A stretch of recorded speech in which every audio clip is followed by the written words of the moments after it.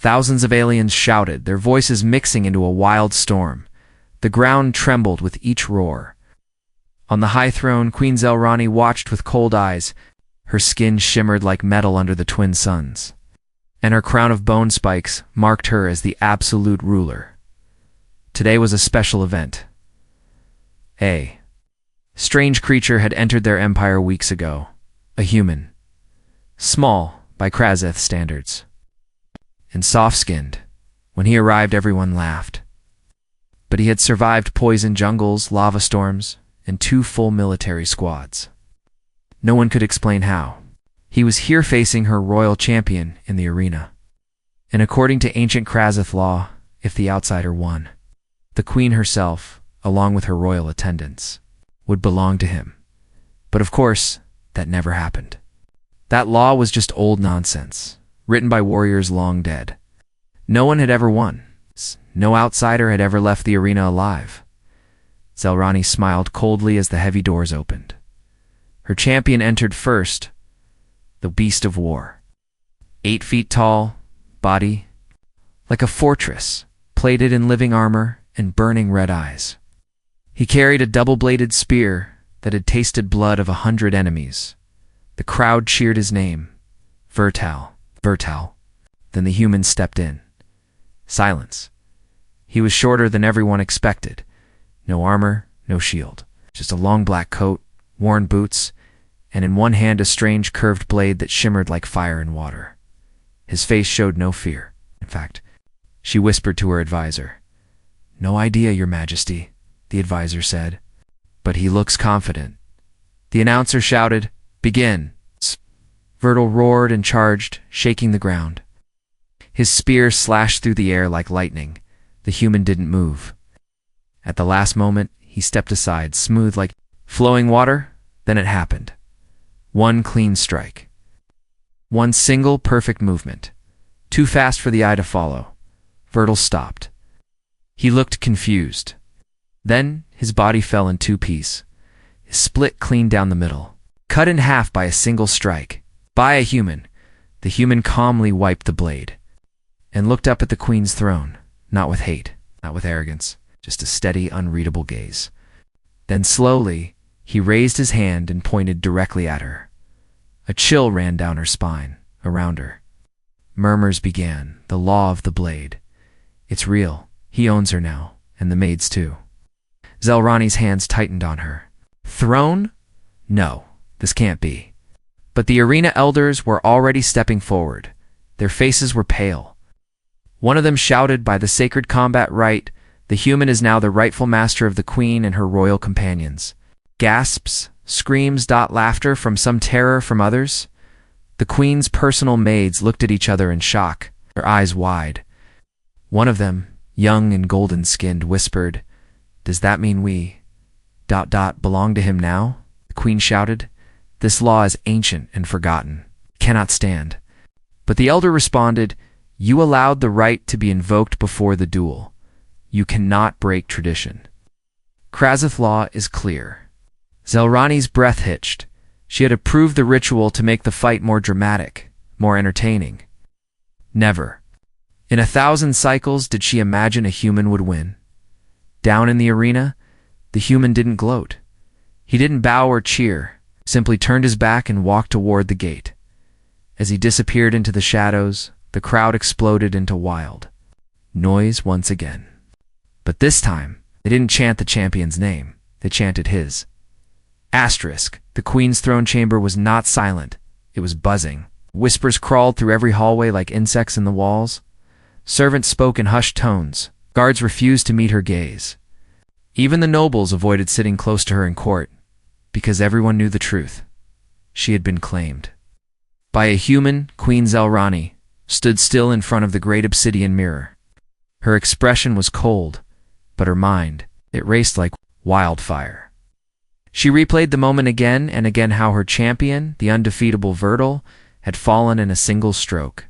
But with something even more dangerous, calm power, the ancient law, once considered nothing more than a ceremonial footnote, was now binding.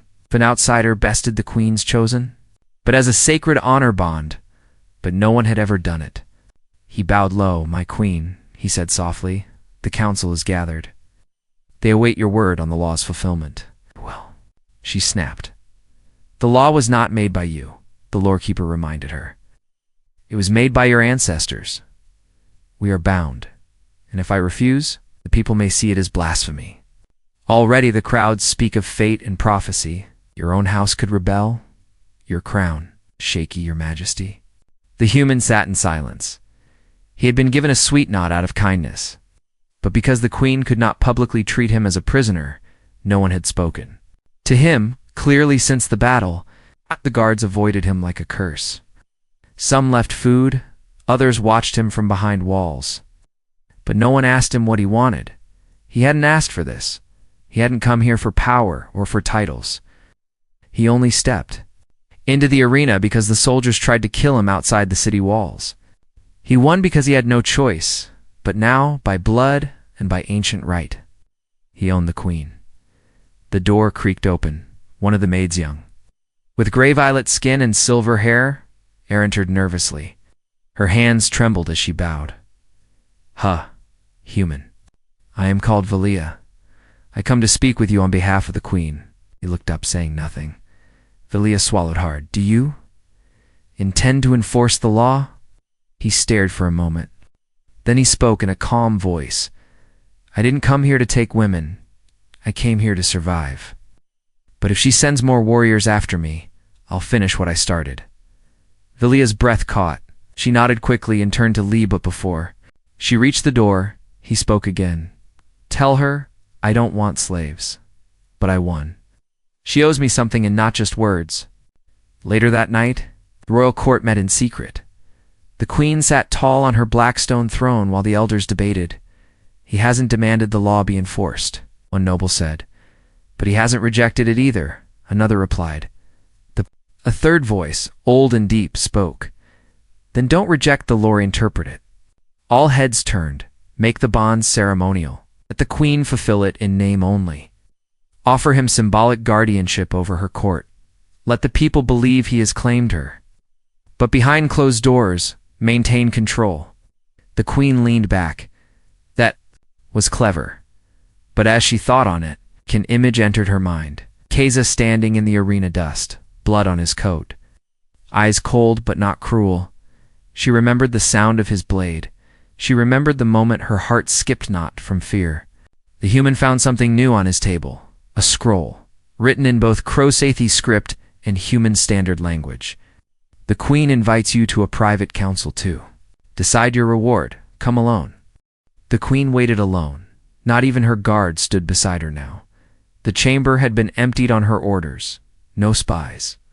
No whispers. No counsel. No distractions. Just hurrying the throne room, bathed in moonlight pouring through the crystal ceiling. Single tables stood between her and the door. 2 chairs. 2 drinks.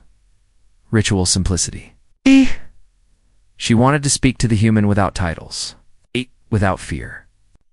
Without war, but her fingers still curled tightly around her goblet. She had commanded empires, burned cities, and signed death warrants without blinking. So why did this man, this quiet outsider, make her feel so off balance? She remembered. That moment again, the blade, the blood, the silence, and him, always calm, always unreadable, like a flame that chose when to burn. The chamber doors opened. Boots echoed across the marble floor. He walked in. The human wore the same dark coat, dusty from travel and battle. His eyes scanned the room, once sharp, alert, not impressed. Afraid, just watchful, she stood from the throne. "You came alone," she said. He nodded. "You asked?" She gestured toward the seat across from hers. "Then let us speak." He sat. For a long time, neither of them said anything. Just the crackle of torches and the distant hum of the palace machines. Then she asked quietly, "Why didn't you kill me too?" He raised an eyebrow. "You weren't holding a weapon." "Okay, a true warrior never hesitates." "I'm not a warrior," he replied. "I'm a survivor." The answer made her blink. It was honest. Brutally so. No arrogance. No pride. Just the truth. She shifted slightly in her chair. You know what the law says? I read it. Doesn't mean I want it. Her eyes narrowed. Then what do you want? He looked at her. He looked, and for the first time she felt. See, not as a queen, not as a prize, but as a person. It unsettled her. I want no more lies, he said. No more assassins. No more games? You want to keep your crown? Fine. Just don't send anyone else to kill me. Zelrani's face twitched. You think I fear you? I don't care if you do, he said, leaning forward. But the next time you send a blade, I'll return the favor. The silence that followed was thick, sharp like the edge of a knife. But then something shifted. She laughed. A quiet, dangerous laugh. You're either brave or suicidal. He gave a small smile. Maybe both. She stood and walked down the steps of her throne, stopping just a few feet from him. Her voice dropped. They expect me to kneel, to belong to you. I never asked for that. And yet, she said, reaching for his hand, you won. She placed his hand on her chest, just above her heart. A sacred gesture in Krazith culture. A symbol of claiming. But then her eyes sharpened.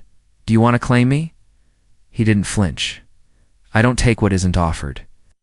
Her heartbeat quickened. No one had ever answered like that before. Not a warlord, not a prince, not even her own bloodlines. The humans were always said to be brutal, but this one was dangerous in a different way. He could have forced her, but instead he made her choose. That scared her more than anything. Outside the chamber, her closest maid, Velia waited in silence. She leaned against the wall, her ear carefully tilted toward the door. She couldn't hear words, but she could feel the shift. The queen was no longer just facing a man. She was facing a mirror, and what she saw in it might change the empire inside. The queen stepped back.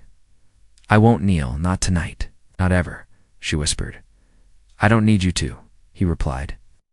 Standing, she turned away, but before he reached the door, she called out softly, You are different, human. He paused. I hope so, he said, because your world isn't ready for someone like me.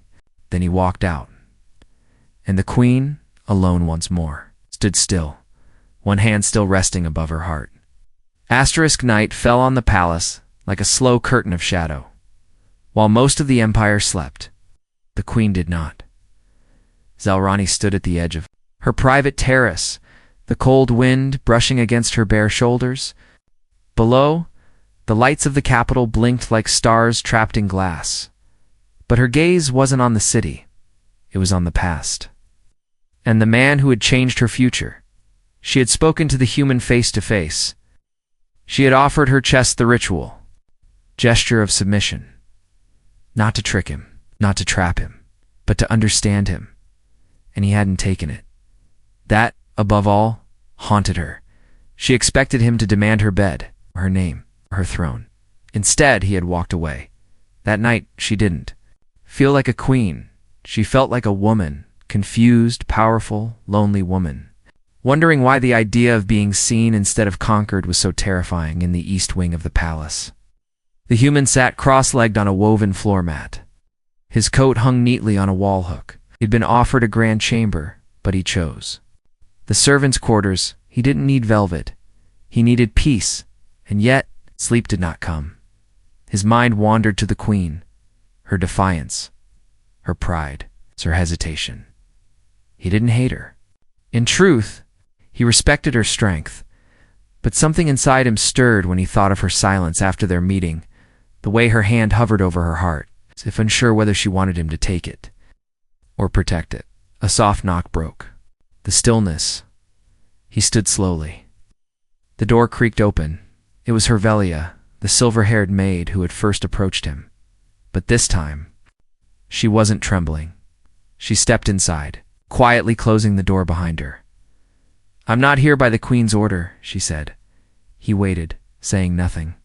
Velia stepped closer, her voice low. I saw the way you looked at her. You could taken everything, but you didn't. I'm not a thief, he replied. No, she whispered. But you're not just a warrior either. You changed her. He raised an eyebrow. I don't even know her. Velia smiled softly. What makes it real? There was silence between them for a long moment. Then she stepped even closer, her hand gently reaching for his. "You spared us all, human. If you had taken the law as truth, every one of us would be in chains by Nomi, the queen, all her maids." "I didn't want slaves," he said firmly. "I know," she whispered. "That's why. I came by choice." He looked at her closely now, with lust, but with something warmer, something protective. "You don't have to offer anything," Valia nodded. "But tonight I want to." She sat beside him. No ceremony, no performance, just quiet honesty. Outside, the window, the moonlight touched the floor like silver water. Inside, they shared no kisses, no words of desire, just warmth. Her head rested against his shoulder as they sat in peaceful silence. She was the first to trust him, not out of law or fear, but because of what she saw inside him. And slowly, in that quiet room, the walls between human and alien, master and servant, male and female, began to fall far away. The queen watched from a high balcony. She had ordered the guards to leave. She had dismissed the other maids, and now she watched as one of her most loyal girls willingly sat beside the human resting, safe, even happy. Zelrani's heart twisted. It wasn't jealousy. It was the terrifying realization that her world was already changing, and she didn't know whether to stop it or join it. The queen was not used to silence. Her days were filled with reports, meetings, and ceremonial duties. Her nights were usually guarded by music, by whispers from her handmaidens, or the soft rustle of silk robes and official scrolls. But tonight, the silence screamed. Queen Zelrani sat alone in her chamber, the torches casting long shadows along the curved walls of black stone. Her gown hung loose at the shoulders, half forgotten. Her crown lay untouched beside her goblet. She hadn't touched her drink. She hadn't touched anything. She had only watched from the balcony above Zavilia. Her most loyal handmaid sat peacefully beside the human, not as a slave, not as a plaything, as an equal. The queen's fingers curled. She wasn't angry, not at Valia, not at him. No, she was confused. And confusion was far more dangerous than rage. She didn't sleep. Instead, she wandered the halls of her palace like a restless spirit. Guards bowed, servants moved aside, but none dared speak to her. Her gaze was far away, her mind in a storm. She ended up in the old memory chamber, a place where ancient rulers stored echoes of past victories. There, among the golden walls and flickering lights, she stared at a mural. It showed the first queen of Krazeth, kneeling beside a warrior she had claimed in ritual battle. That queen had taken him not just for power, but for something else. The painting was faded, but the expression on her face was clear, peace. And for the first time in years, Zelrani wondered if her ancestors had known something she did not. Back in the eastern wing, the human was awake before dawn. He hadn't slept deeply, not from fear, but from thought. Valia had left quietly, respectfully, no expectations, no binding promises. She simply thanked him for listening, and left him with something more valuable than intimacy, trust. He was still sitting by the window when a sound broke the quiet. Soft footsteps. Familiar, he'd already memorized how these halls echoed. The door opened without a knock, and there she was, Queen Zelrani, standing in the frame of the door, alone. Wrapped in a dark robe with her crown missing, they stared at each other in silence. "You shouldn't be here alone," he said. "I came because I am alone," she replied. Stepping in, he didn't move. She walked slowly across the room, then paused a few feet away. "I've ruled for decades," she said. "I've crushed uprisings, burned traitors, and made kings bow." He waited. "But last night, watching you with Valia," her voice caught. "I didn't feel like a queen." He said nothing. "I felt like a woman watching something she's never been given, never dared ask for." She sat down across from him, lowering herself without pride or shame. "I thought you would take everything. Demand me, break me. That's what conquerors do." "I'm not a conqueror," he said gently. You were never my enemy. She looked at him, her expression softer than ever before. I don't understand you. Good, he smiled slightly. That means I'm doing something right. For a long moment, there was quiet. Then she reached out, slowly, uncertainly. He took her hand, but didn't pull her close. He let her hold it the way she chose. No. Forced just choice. In the hallway, hidden in shadow, Leah watched with a soft smile. The queen, who once ruled with iron and flame, had just lowered her guard for the first time. And it wasn't war or laws or fear that did it. It was a human. Asterisk, the sun hadn't risen yet. The palace was already boiling with anger, fear, and whispers of rebellion. Word had spread. The queen had visited the human alone and unguarded. And worse, she had held his hand to the nobles of Krazeth. This wasn't just breaking tradition, it was treason. In the stone halls of the council tower, the high families met in secret. Old bloodlines, proud warriors, greedy politicians. She lowers herself before him, one growled. She lets her servants warm his bed, spat another. The people are beginning to wonder who truly rules the queen, or the human. Then came the oldest noble, voice shaking with both age and fire. If she won't reject the ancient law, then let her fight again. Make her challenge him directly. One-on-one. No symbols, no politics. Let her prove that she is still queen. The room fell silent. And then they agreed. Later that day, the queen sat in her inner court chamber, sipping quietly from a golden cup. The human sat opposite her, relaxed but alert. Neither spoke much, but the silence had grown comfortable between them. Then the royal herald arrived, a breath sweating. He bowed low. Your Majesty, the council has issued a challenge under the rite of legacy. The queen's face froze. The human frowned. What does that mean? The herald swallowed hard. It means she must fight you. If she defeats you, the bond is broken. The people will accept her full rule again. And if I win? The human asked calmly. The herald didn't answer. He didn't need to. Everyone already knew. Later that night, the queen stood alone beneath the twin moons, wearing her light dueling armor. It shimmered like black oil, custom forged for royalty. Her sword, a sacred heirloom passed from queen. Queen rested in her hand. She waited at the center of the sacred dueling circle, marked in silver flame on ancient stone, and across from her, the human arrived. He wasn't dressed for battle. No armor, no shield, just that same long coat, and the curved blade that had once split a monster in half. She looked at him, trying to keep her heart steady. You don't have to fight, she said. If I refuse, he replied, they'll call me weak. You own me instead, and you'll lose your throne. You know you could kill me. He looked at her softly this time. I won't. The crowd that gathered was smaller than the arenas, but no less tense. Nobles, elders, advisors, even Valia stood in the back.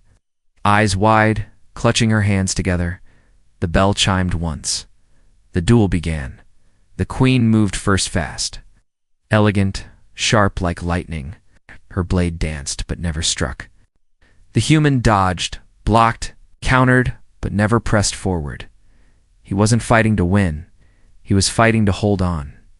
Their swords clashed under moonlight, metal singing with each touch. The crowd leaned in, expecting one to bleed. But instead, the queen stopped. Her blade hovered inches from his neck. He didn't flinch. She stepped back, dropped her sword, and sank to her knees. Gasps echoed across the courtyard. The queen had yielded, but not in shame, not in fear, in freedom. She looked up at him, eyes clear. I don't want to prove myself with blades anymore, she said. Not to them, not to you. The nobles rose in outrage. One drew a dagger ready to throw, but the human moved faster, in one swift motion. He flicked his wrist, his blade flew from his hand and pinned the noble's sleeve to the stone. Try it, he said coldly. Silence. The queen stood. This is over. The council dared not speak again. That night, back in the palace, She said something she never thought she'd say. I was ready to lose everything. But somehow, I gained more. And the human, sitting across from her, smiled faintly. You didn't lose, he said. You chose.